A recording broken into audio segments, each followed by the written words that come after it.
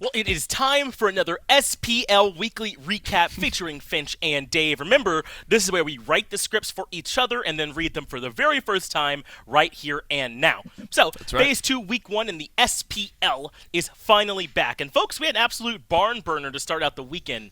Is what I would have said if the set were particularly close at all. Luckily for Dave writing this, though, both games were somewhat the same. This was Ghost versus Obey, 20-8 in kills for Game 1 and 19-7 in Game 2. Ghost had magical ADCs in both games, and Obey did not. And finally, Ghost had a good grasp of the meta in both games, and frankly, Obey didn't. I do give credit to Obey for branching out, trying to figure out what will work for them, but fine, okay, kicking off what would be a ridiculous weekend for him, and Sam doing much of the same would send Obey fans packing.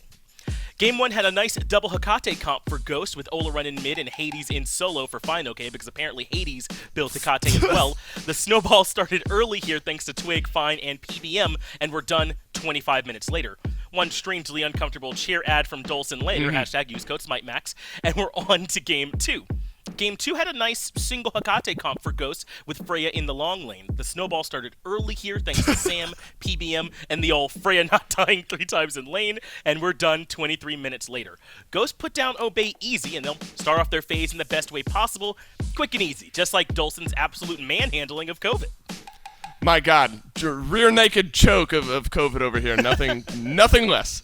But Finch, we did close out Friday with E-United versus Radiance in our first look at E-United's roster changes. Guy J is their new hunter with Snoopy moving over to support. Surprisingly, Radiance allowed E-United to play Cthulhu in both games, and that gamble would pay off. Cyclone Spin showed off the potency of mage ADCs by soloing the Fire Giant in Game 1, my God, to give Radiance the edge they'd need to close out a very close match. It's also worth noting that a lot of SPL players will have nightmares about Aurora's Yamoja after his performance. They sure will. Game 2 was a barn burner, going over 40 minutes. Even though adapting was dominating the game on Robin, Hurrywin's signature Giannis was matching him blow for blow. It seemed like a stalemate until Cyclone Spin cut out Variety 41 minutes into the game, and with a 5v4 advantage, Radiance were able to secure the FG and thus the set. Radiance made the most of their Phase 2 debut, and if Cyclone Spin and Adapting continue playing like they did against E-United, it's going to be a long phase for the rest of the league. E-United were impressive as well, but Hurrywin might need to show us more than an admittedly sick Giannis if they want to take out any of the top teams.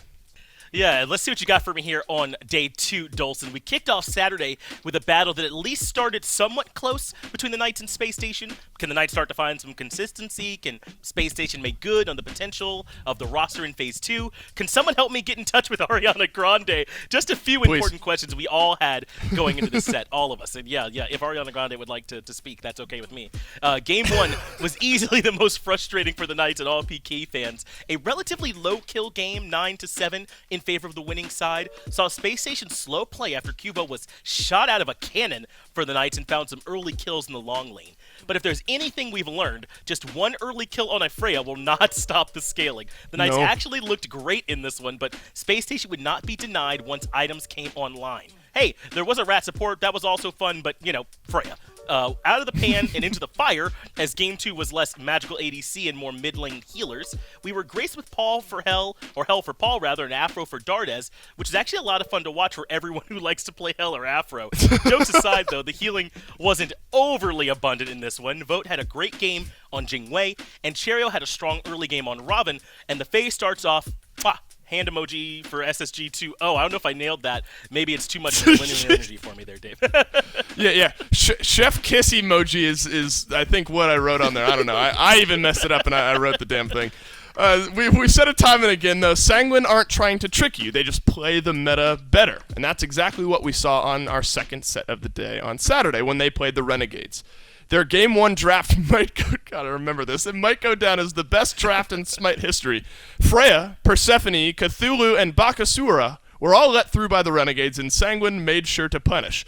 Even though the Renegades were in control for most of the game, eventually Netrioid's Freya came online, and that was all she wrote for game number 1.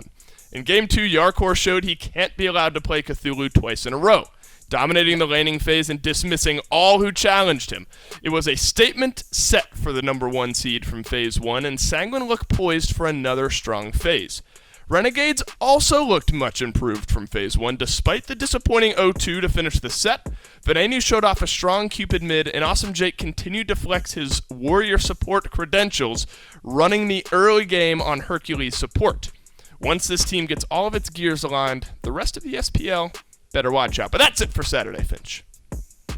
Yeah, let's talk about our first SPL Sunday of Phase 2, which brought E United a shot at their first win of the phase and Ghost a chance to start off 2-0. This set could have easily been a 2-0 for Ghost, but Captain Twig wanted to keep things interesting in Game 1 against Persephone. While that was a turning point, Scream had his Izuku Midoriya moment under Titan. Low HP, he remembered where he came from, helped him along the way, all the training he went through. Scream saves the game, and E United run it down for the win.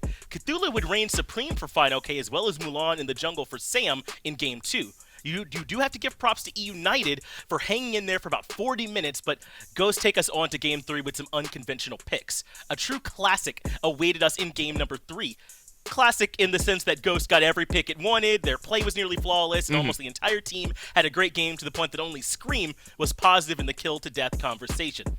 The struggles continue for E United in the SPL, and also for myself in the search of a Baba Yaga body pillow, and that is tough to find out there. I might have to make my own.